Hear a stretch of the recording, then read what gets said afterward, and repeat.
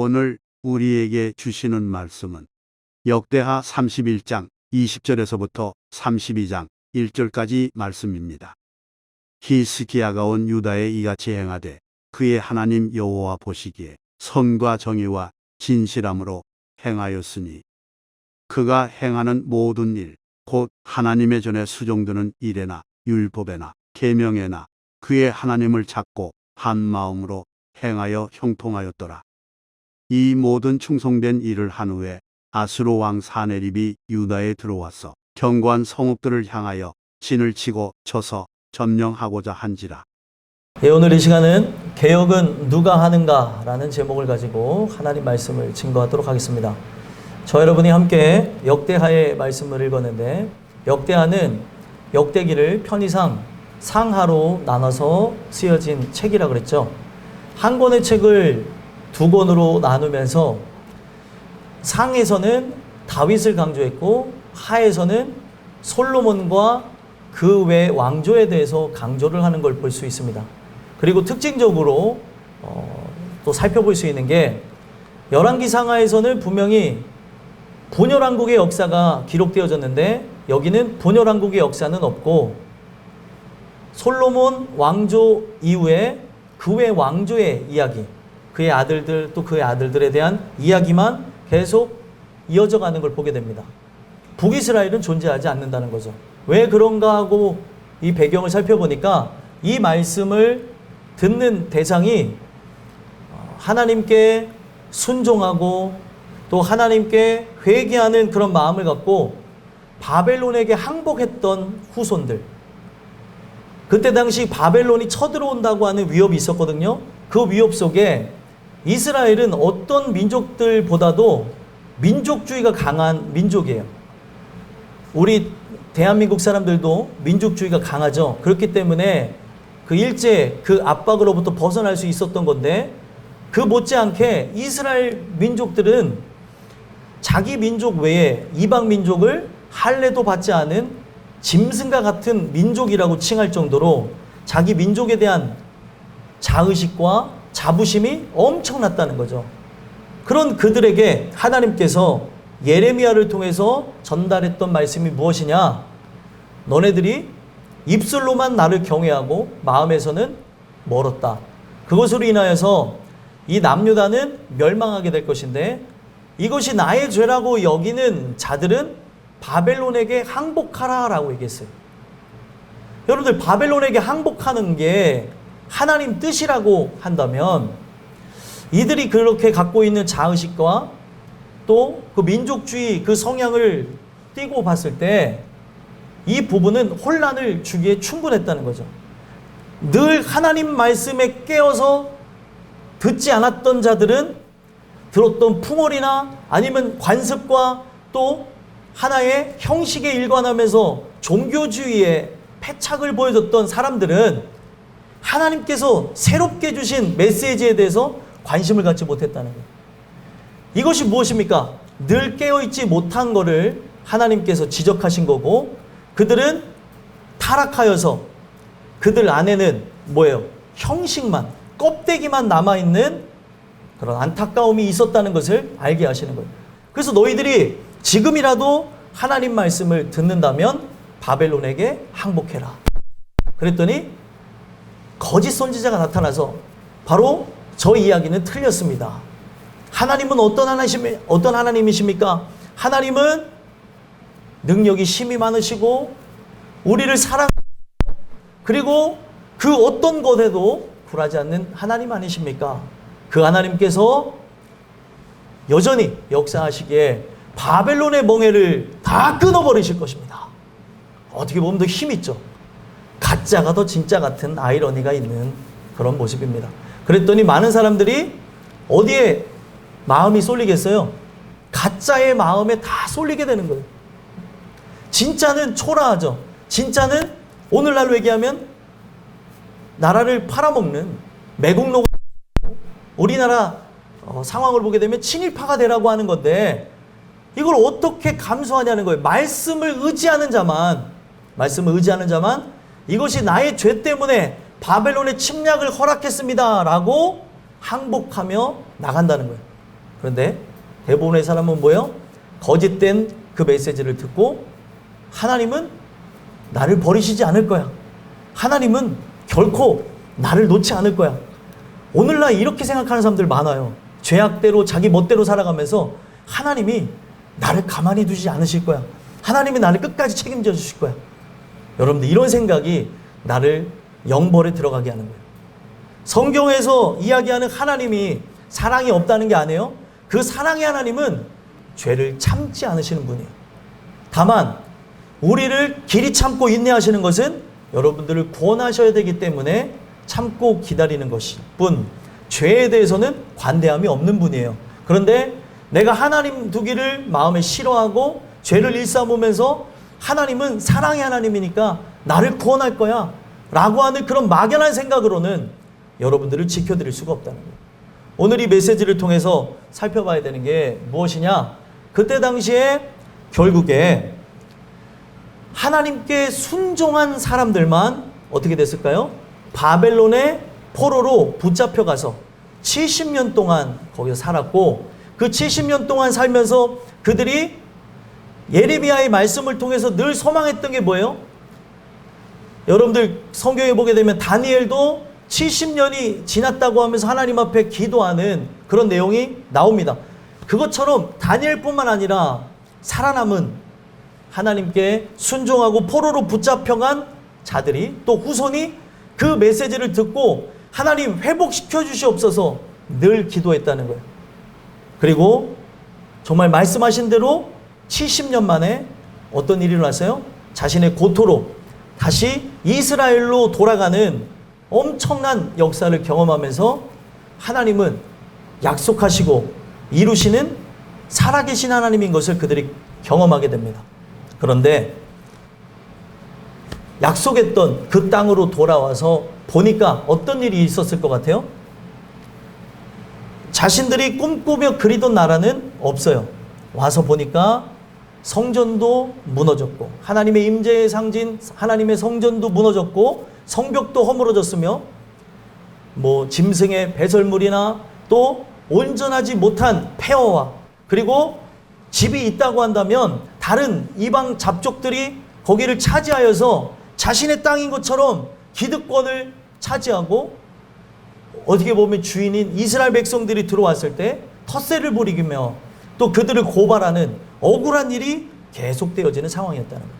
그런 그들을 위하여서 하나님께서는 이 역대기를 통하여서 특히 이 역대하를 통하여서 솔로몬의 그 왕조의 찬란함, 그 찬란함은 하나님의 뜻 가운데 그들이 거했을 때 바로 엄청난 영광으로 함께 하셨고 또 솔로몬이 그 하나님을 떠나 죄악대로 일관할 때 결국에 나라는 분열되게 되어졌으며 그러면서 남유다의 그 왕조가 여러 왕조가 있었지만 그 다윗의 위를 따라서 그 왕조가 쭉 진행되어질 때 이들의 문제가 무엇이었어요?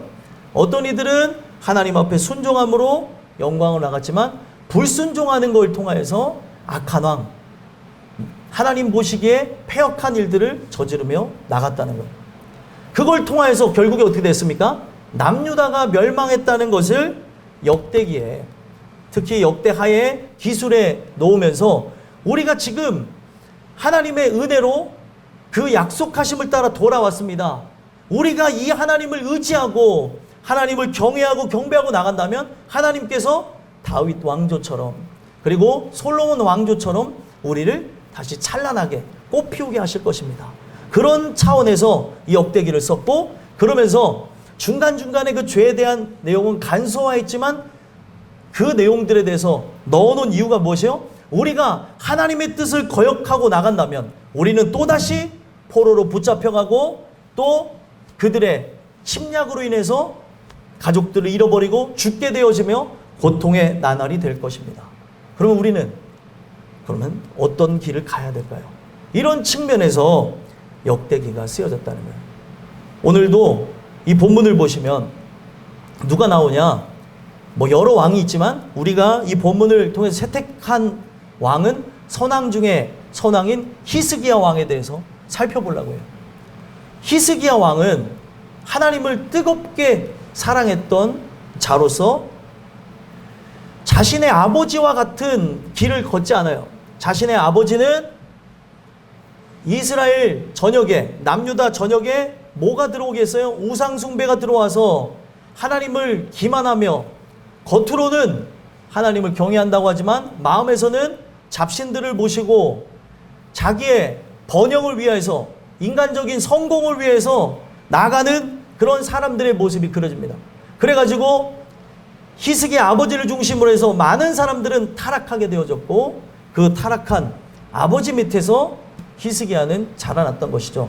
그런데 히스기야는 그 아버지가 그렇게 죄악을 따라 살아갔던 그 모습들을 보면서 이 마음속에 이것은 아닌데, 또 내가 만약에 왕이 되어진다면 이 나라를 다시 주의 것으로 돌려드려야지 라고 하는 거룩한 마음을 주셨다는 거예요. 그래서 히스기야는 왕이 되어진 다음에 무엇을 했냐? 바로 종교개혁을 일으킵니다. 종교개혁을 통해서 하는 게 무엇이냐? 얼마나 사람들이 성전을 터부시하고 하나님을 찾지 아니하고 그랬으면은 성전에 더럽혀진 곳, 또 부서진 것을 정화하고 수리하는 일을 했고, 성전이 그렇게 되어졌다는 것은 성전을 관리하며 또 함께 해야 될 레위인과 또 백성들 간의 문제가 있었다는 것을 이 히스기야가 발견한 거예요. 그래서 성전을 정화하고 했던 게 무엇이냐? 유월절을 다시 회복시키면서 우리가 여호와께 돌아가자. 여호와께 돌아가야 된다는 거예요. 유월절을 중수하면서 내가 바로 죄인임을 다시금 알게 했고, 그 죄를 그들에게 낱낱이 파헤치며 알게 하는 그것을 통해 왜 레위인들이 이 자리를 떠나가고 왜 레위인들의 그 기능이 약화되어졌냐? 백성들이 하나님 앞에 드린 그 11조를 통하여서 그들의 생활이 되어져야 되는데 생활이 되지 않았던 것 때문에 그렇다고 하며 백성들은 11조를 회복했고, 그 11조를 회복함으로써 레위인들은 생활을 보장받으면서 다시금 하나님을 예배하며 아름다운 나라로 재건되어져 가는 일들이 있었다는 거예요.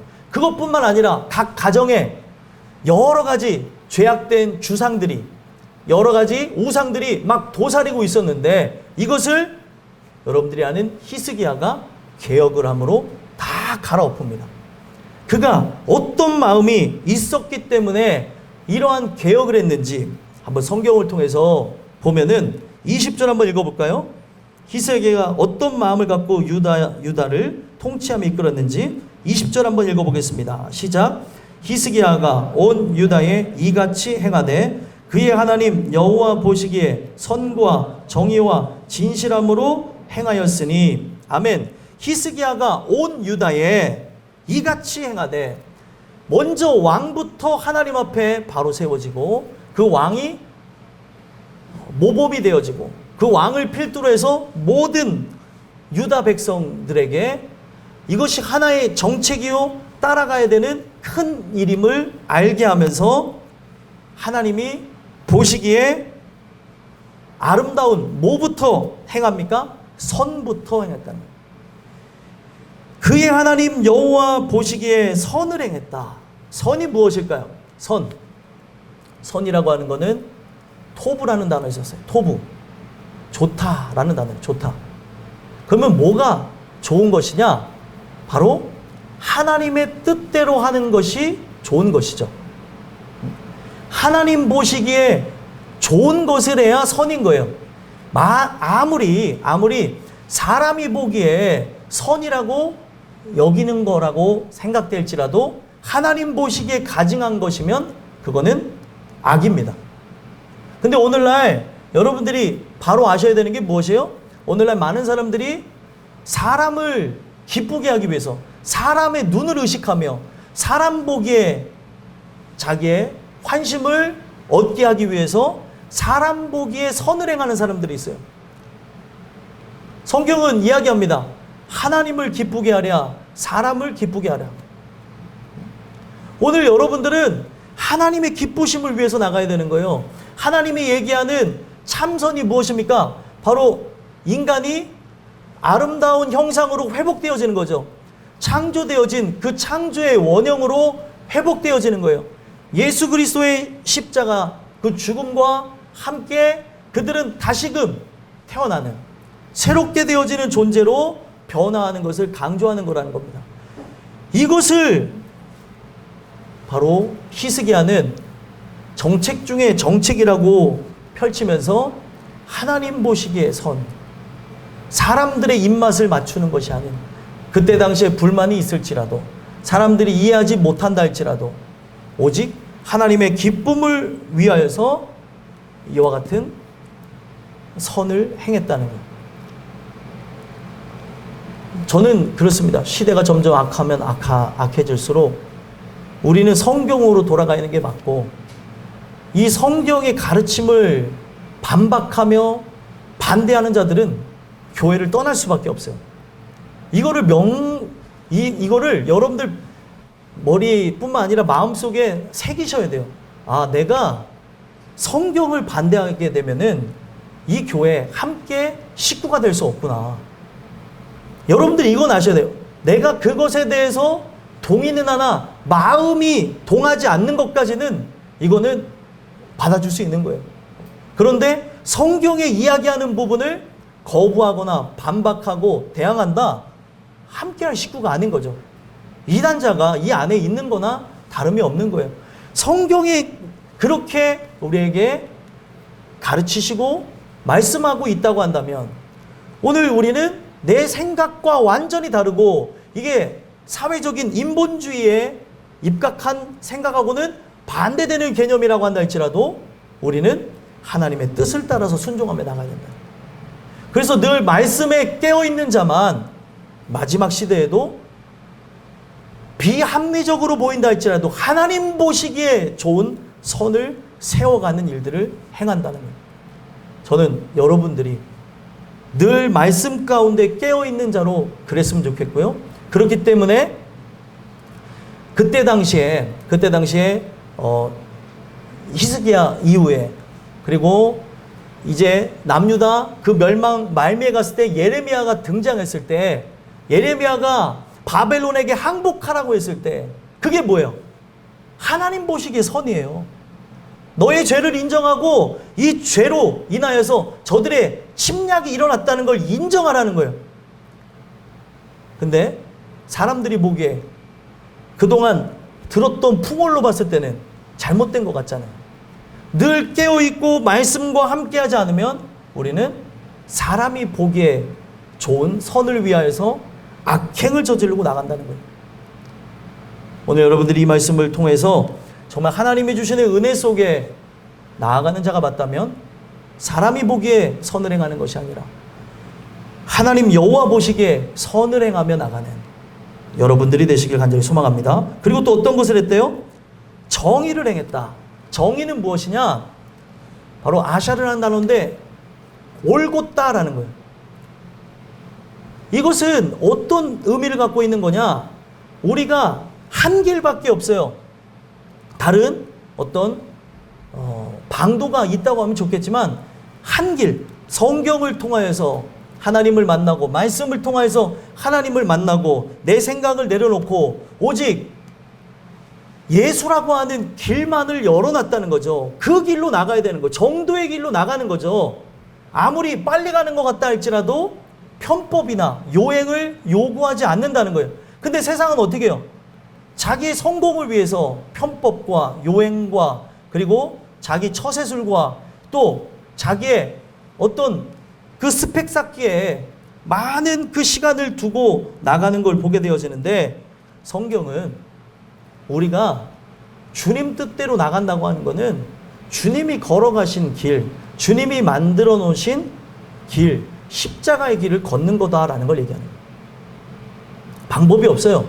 성경은 바로 애굽에서 살고 있었던 이스라엘 백성을 출애굽하게 되어질 때 어디로 보냈습니까? 광야로 나갔어요. 광야를 통과해야 어디로 가요? 가나안 땅을 가는 거예요. 광야를 통과해야 되는 인생이 광야로 가다 보면 너무 힘들어 해가지고 다른 데로 가게 되면 이거는 온전한 길로 나가는 게 아니라는 거예요. 근데 오늘날 많은 사람들이 예수가 길이고 예수가 전부인데 그 예수를 통하여서 정말 하나님 앞에 나아가기를 소망하기보다 어떤 사람들의 이야기와 또 사람들이 이렇게 했다라고 하면서 자기 인생들을 향하여서 방황을 합리화하는 사람들이 있어요. 이게 정말 안타까운 거죠. 당신도 옛날에 방황하지 않았습니까? 근데 내가 방황하는 게, 내가 돌아가는 게 뭐가 잘못인가요? 여러분들, 우리가 성경을 통하여서 이 말씀을 듣는 것은 인생은 짧아요, 여러분들. 세월이 여러분들 그렇게 계속 기다려주는 게 아니고 점점 흘러갑니다. 이 세월을 아껴야 될 이유가 뭐예요? 세월을 아껴야 될 이유가 바로 이 때가 너무나 악하고 오늘날 많은 사람들이 온전하게 갈 수 없도록 나를 방황하게 하고 시간을 허비하게 되는 일들을 보게 된다는 거예요. 그렇기 때문에 오늘 이 말씀 속에서 바로 히스기야는 늘 말씀대로만 나갔다는 거예요. 사람들이 어떻게 얘기하든지 간에 그걸로 쫓아가고, 이게 좋대 하면 이리로 갔다가, 저게 좋대 하면 저리로 갔다가, 이거래 저거래 하면서 막 자기 인생을 허비할 동안 그는 정의를 행했다. 바로 옳은 길을 따라서 말씀과 함께 행하였다라고 얘기하는 거예요. 오늘 여러분들이 주님께서 만들어 놓으신 그 길로만 나갔으면 좋겠어요. 이거는 성경에 예수님의 입술을 통해서 증거되어졌죠. 어떻대요? 좁은 문이요 좁은 길이래요. 찾는 이가 적어요. 그러나 택한 이는 반드시 이 길을 갑니다. 이것만이 올곧은 길이기 때문에 여러분들에게 이런 동일한 은혜가 있었으면 좋겠습니다. 또 어떻게 했대요? 진실함으로 행하였다. 자, 진실함. 인간에게서는 사실 진실함이라고 하는 걸 찾아볼 수 없어요. 저는 그렇게 생각합니다. 왜 그러냐? 아이들을 봐도 어른을 봐도 부패하였기 때문에 자기 방어와 또 자기를 보호하려고 하는 성향을 갖고 있어요. 그러다 보면 자기를 보호하기 위해서 이 땅에 살아가면서 때로는 자기를 드러내기도 하고 자기를 감추기도 하며 이 세상 속에서 살아갈 그런 방도를 택할 때 여기에서 가장 기본 베이스가 되는 게 무엇이냐? 거짓이라는 거예요. 거짓.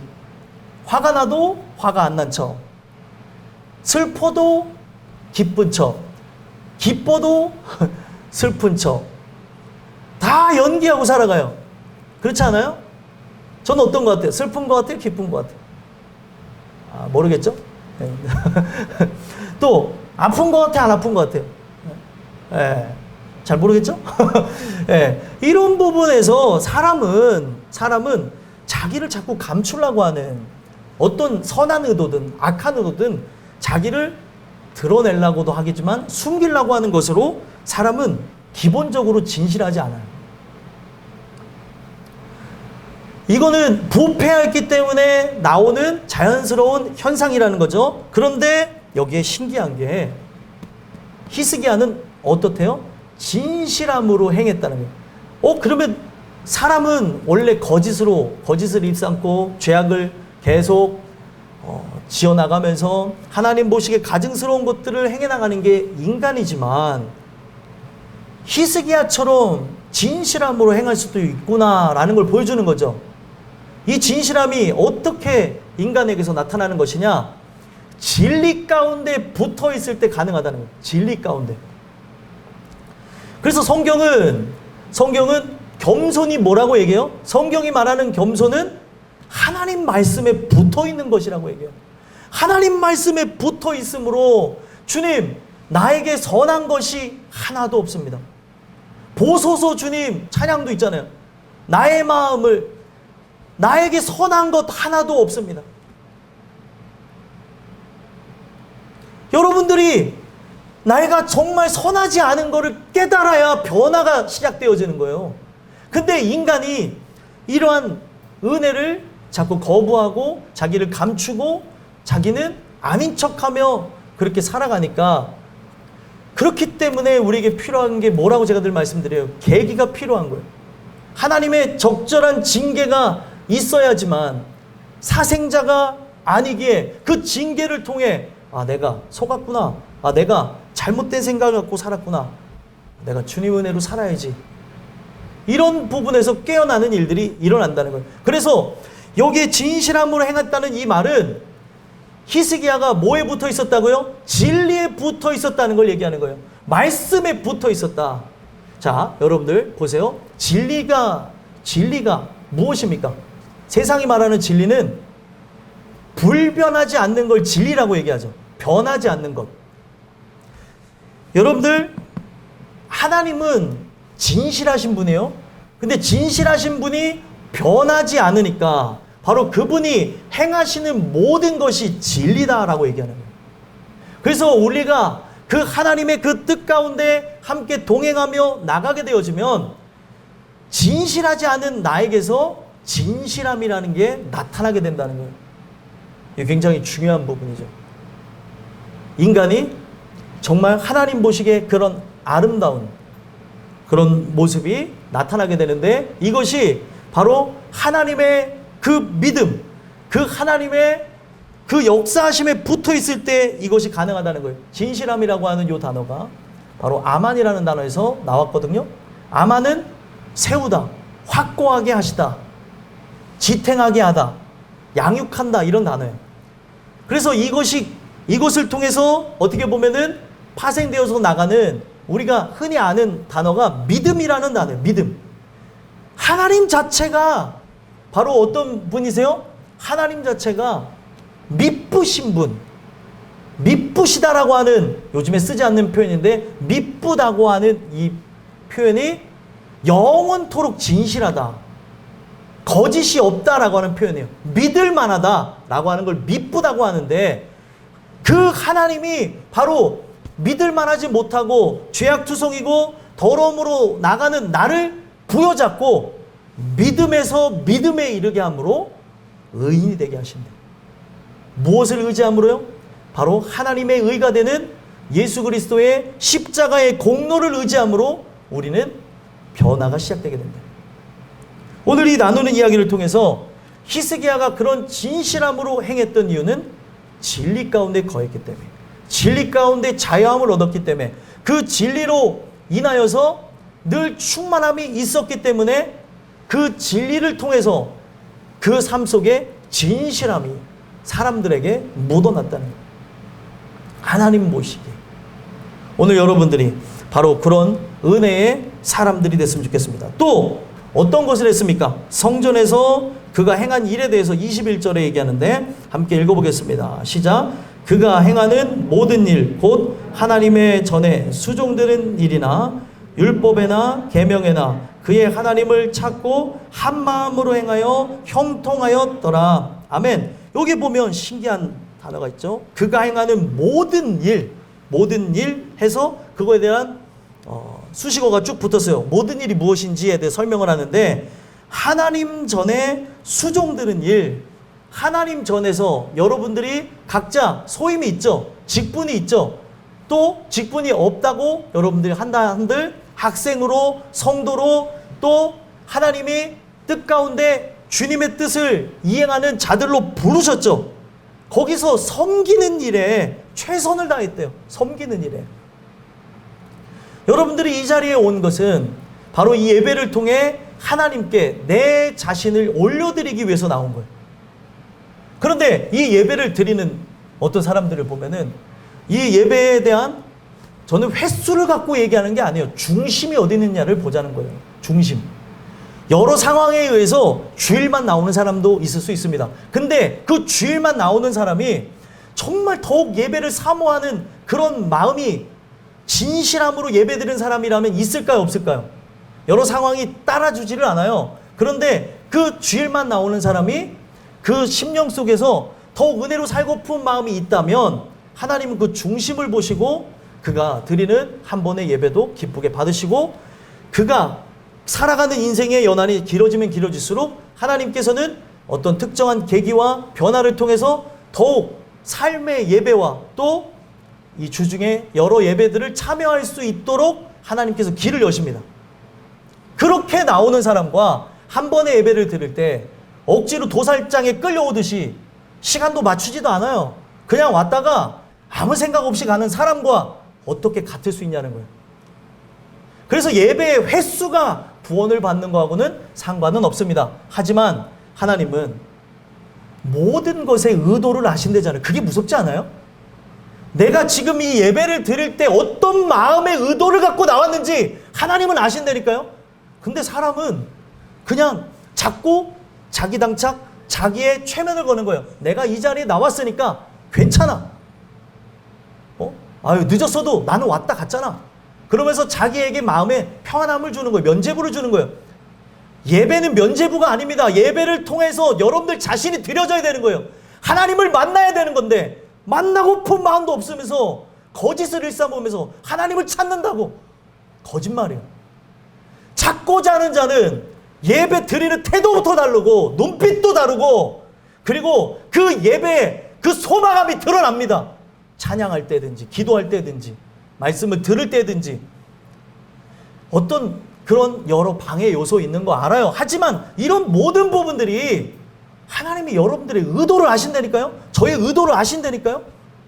근데 그런 의도를 아는 분한테 내가 하나님 찾는데 왜 나를 안 만나주십니까? 어떻게 그런 말을 할 수 있냐는 거예요. 간절히 찾아보지도 않아놓고 예배도 나오지도 않으면서 하나님 나를 안 만나주십니까? 성경에 그 나와져 있는 대로 길을 가면서 하나님을 찾으라는 거예요.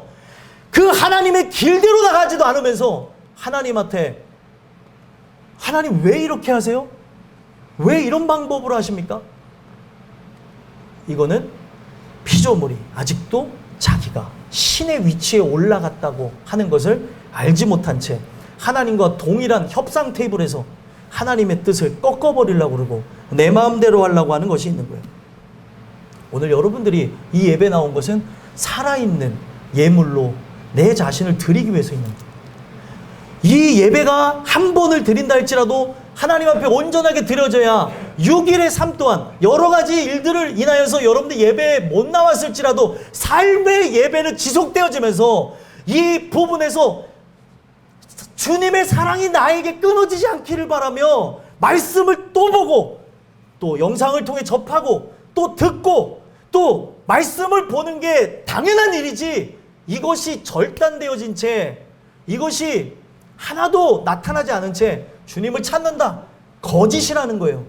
거짓을 자기가 거짓이라는 걸 알아야 깨닫는데 말도 안 되는 궤변을 갖고 그렇게 나가는 사람들이 있기 때문에 제가 이렇게 열을 내면서 얘기하는 거예요. 자기를 속이고 있는 거예요. 마귀가 속이는 거예요. 그 속임으로부터 깨어나야 하나님을 만날 수 있습니다. 하나님 전에 수종드는 일에 최선을 다했고요. 또 율법에나 계명에나 율법은 뭐예요? 하나님께서 명해주신 그 모세 오경 토라를 얘기하는 거죠.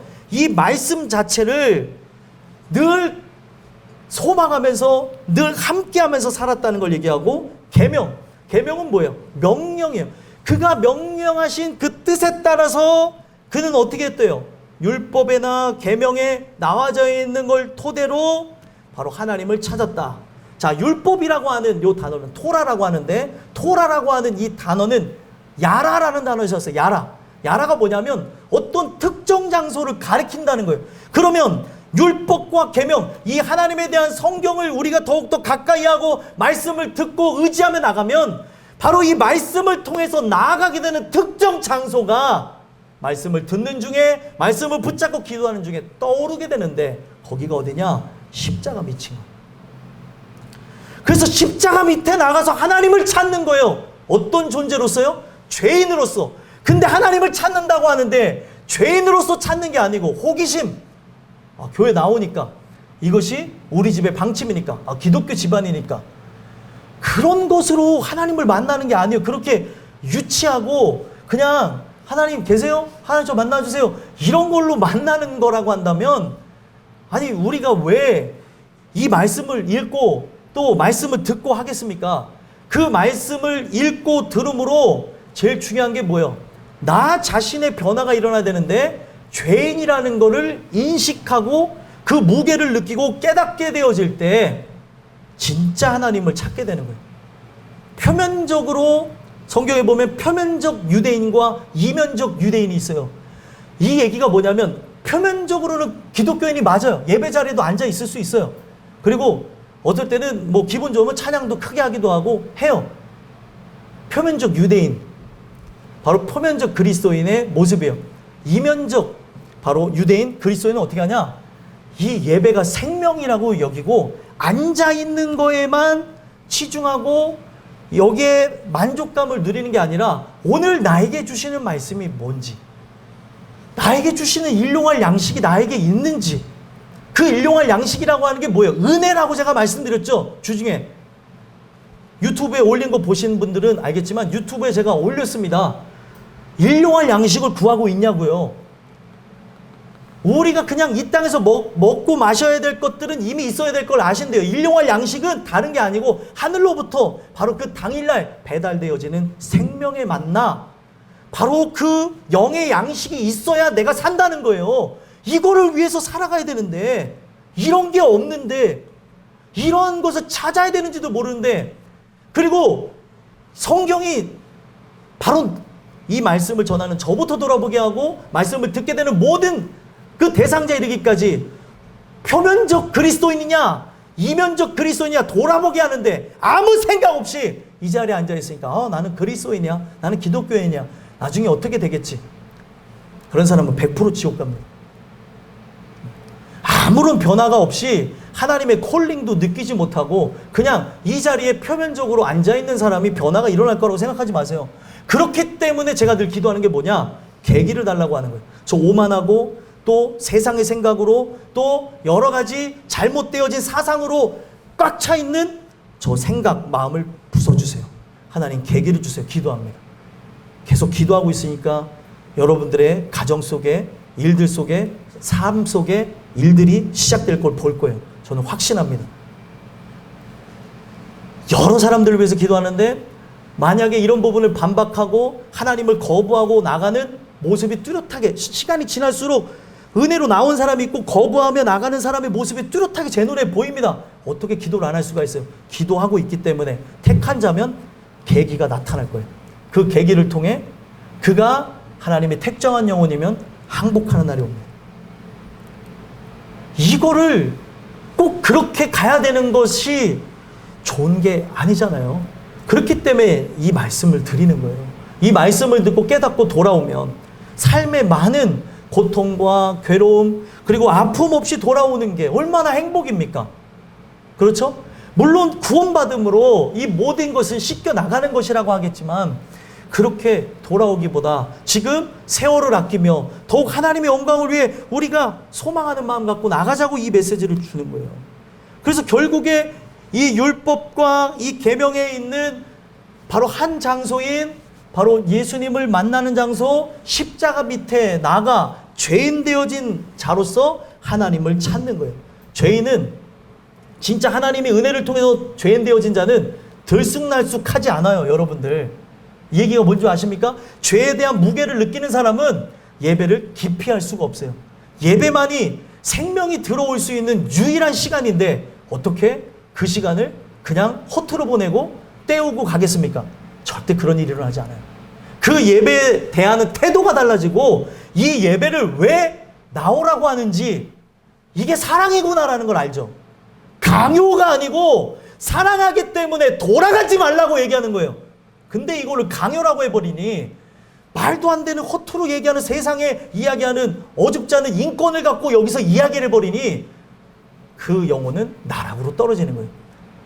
저는 여러분들에게 인권을 중요시 하지 않습니다. 신권을 강조하는 거예요. 하나님은 여러분들 인격적이기도 하나 인격을 초월하신 분이에요. 내가 이해하지 못하는 영역의 것들을 순종으로 나오게 하실 때가 있는 거예요.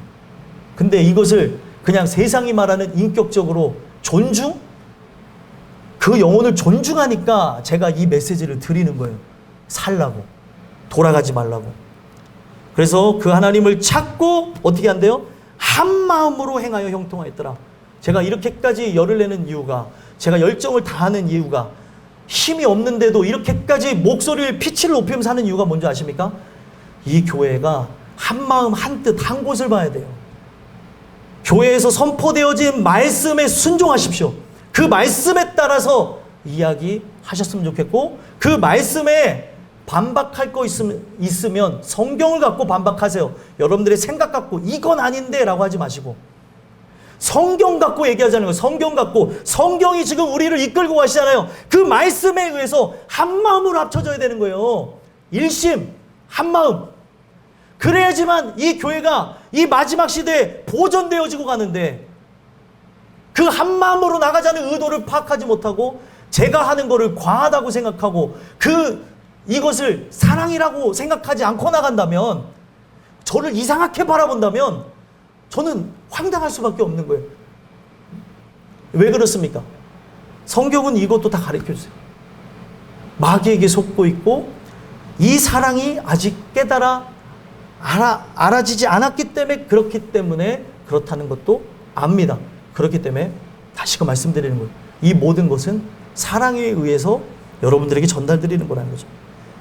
그래서 이 부분 속에 열심히 있었던 히스기야가 한 마음을 갖고, 또 정말 두 마음이 아니에요. 오로지 하나님을 향한 전심 전력의 마음을 갖고 행하여서 형통하게 되어졌고, 이것을 누구에게 얘기해요? 백성들에게 얘기해서 한 마음으로, 세상에 한 마음, 또 하나님께 한 마음 있던 걸 한 마음으로 통합해가지고 우리가 돌파해야 된다, 이 얘기를 하는 거예요. 한 마음으로 나갈 때 어떤 일이 일어납니까? 형통하게 되는 거예요.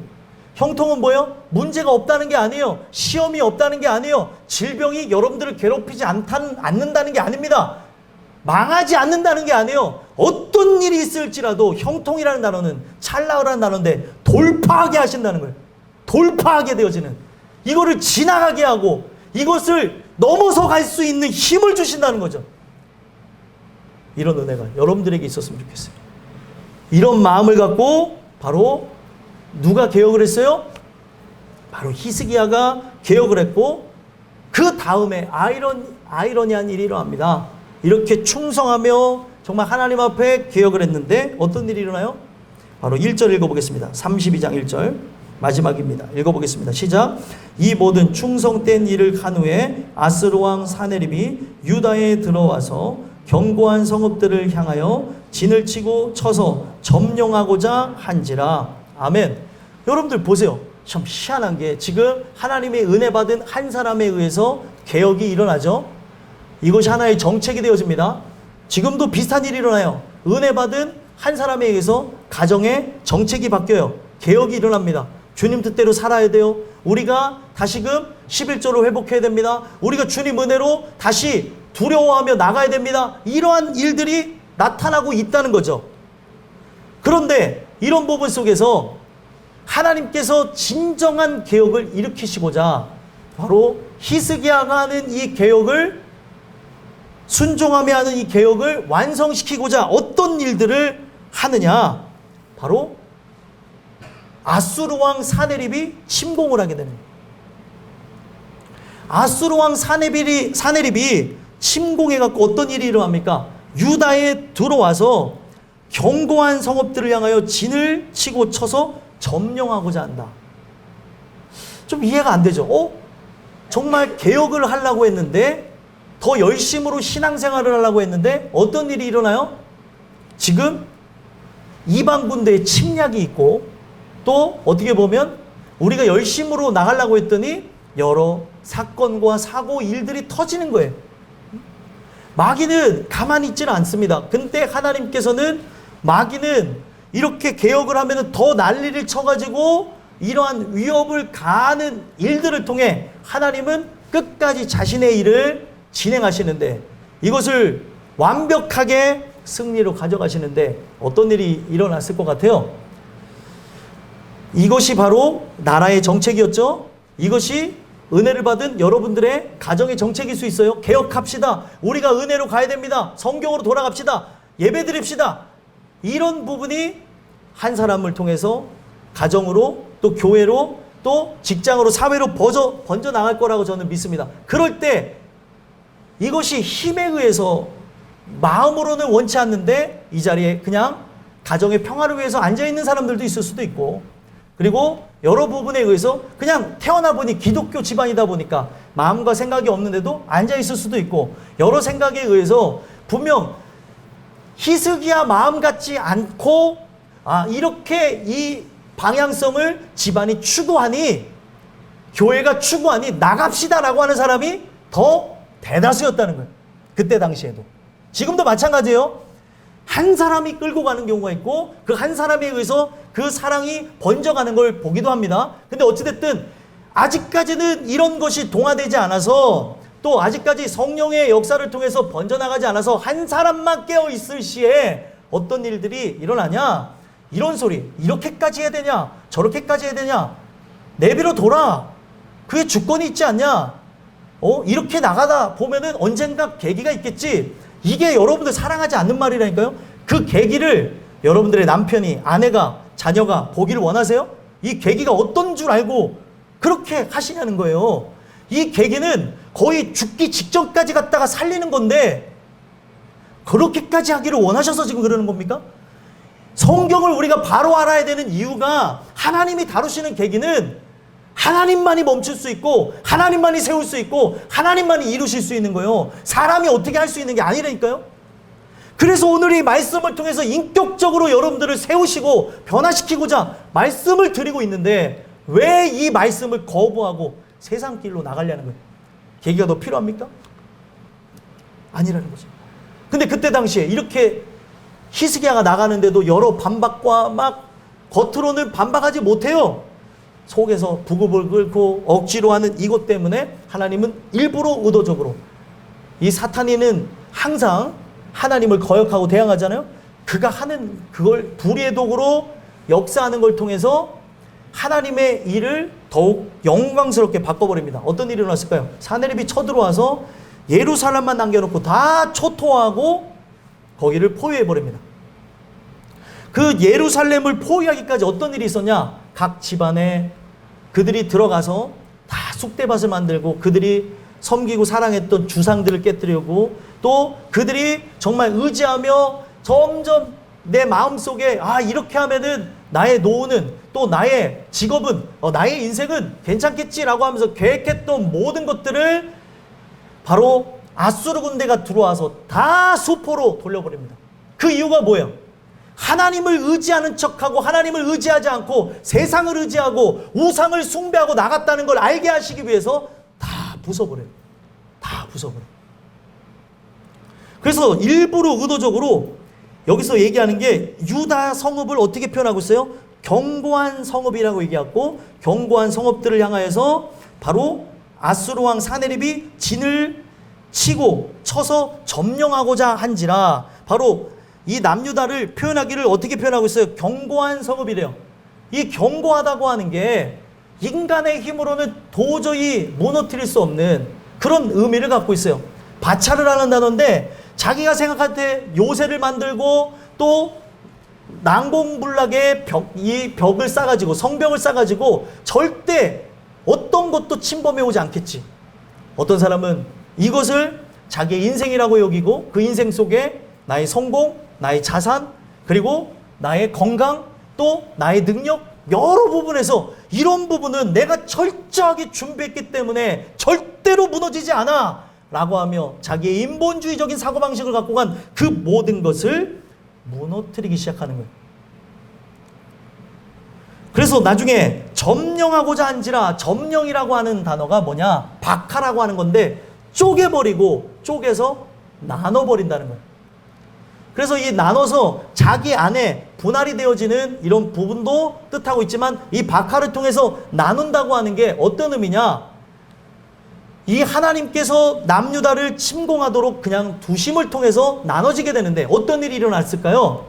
여기에 하나님의 택정한 영혼과 택정하지 않은 영혼으로 갈리게 되는데, 그 남유다에 침공했을 때 성경에는 다 기록되지 않지만 침공과 함께 그냥 멸망으로 나간 존재들이 있고, 이 침공과 함께 집은 다 박살나고 재산은 다 잃어버렸으나 생명을 부지하는 백성들 둘로 나눠집니다.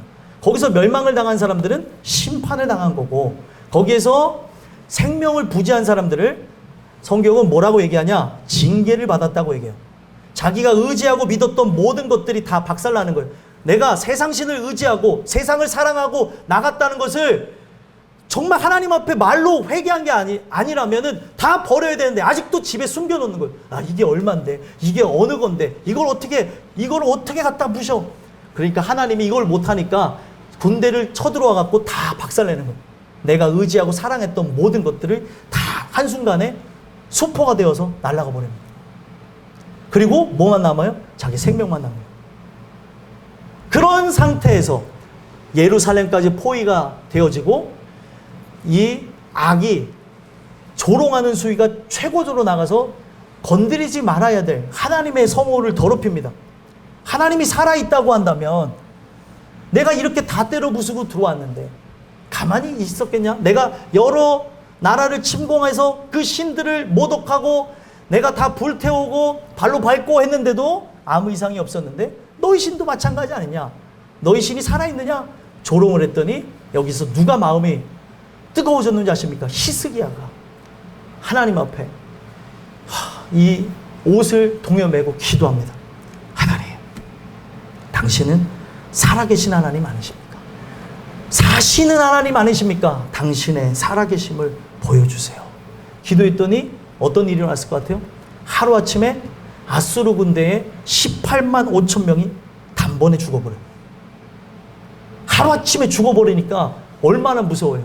히스기야 기도 이후에 바로 그런 역사가 나타나니까 사네립이 기겁해가지고 두려운 마음에 바로 아수르로 도망을 갑니다. 그리고 아수르 군대는 다 뿔뿔이 흩어지고 사네립이 거기 가서 부들부들 떨다가 거기에 자신들이 낳은 아들들의 모반으로 인해서 끔찍하게 살해당하고 죽어요. 왜 제가 이 말씀을 드리는 줄 아십니까? 히스기야의 기도를 통해서 완벽한 종교 개혁이 완성이 되어졌어요. 그동안 그들이 의지하고 사랑했던 모든 주상과 그리고 목상과 그리고 여러 가지 금송아지 제품들 모든 것들, 이 모든 것들이 다 박살나면서 부들부들 떨고 있을 때, 부들부들 떨고 그 자기의 생명만 부지하면서 남겨진 이스라엘 남유다 사람들이 생명만 살려주시옵소서, 생명만 살려주시옵소서 그렇게 기도할 때 하나님께서 그들에게 생명을 부지시켜 주시면서 너희들이 이 모든 것들이 다 죄악으로 인하였음을 알려주시는 걸 통해 이들에게 진정한 회개가 시작되게 된다. 이게 바로 하나님이 하시는 개혁이에요. 이 개혁이 말씀을 통해서 이루어진다면 여러분들 우리의 인생에 이와 같은 정말 사람이 죽었다가 살아나는 것 같은 그런 일들이 여러분들 자녀에게나 남편에게나 아내에게나 부모에게나 그런 이들에게 없겠죠. 물론 그렇게 하는 것으로 구원받는 것도 감사한 일이지만 오늘 이 말씀을 전달해 드린 이유는 우리가 그러한 것들을 우리가 경험하지 않고 이 말씀을 통해 체험함으로 우리의 세월을 아끼고 하나님의 영광을 위해 살라고 이 말씀을 주시는 거라는 거예요.